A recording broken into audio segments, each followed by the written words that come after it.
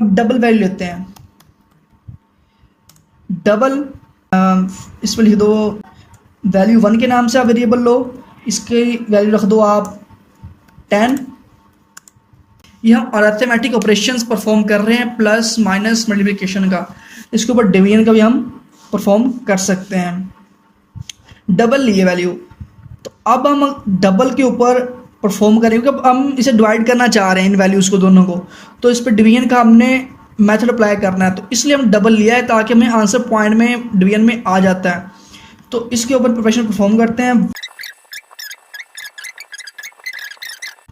Run करेंगे। हमारे पास जो लास्ट पे ये वैल्यू मिल रही है, ये हमारे पास रिजल्ट आता है। ये रिजल्ट है थर्ड पे हम एग्जीक्यूट कर रहे हैं इनको डिवाइड करके, तो ये डिवीजन के लिए यूज़ हो रहा है हमारे पास। तो ये हमारे पास है अरिथमेटिक ऑपरेशंस है। इस तरह आप मल्टीप्लिकेशन का भी कर सकते हो और एडिशन का भी कर सकते हो।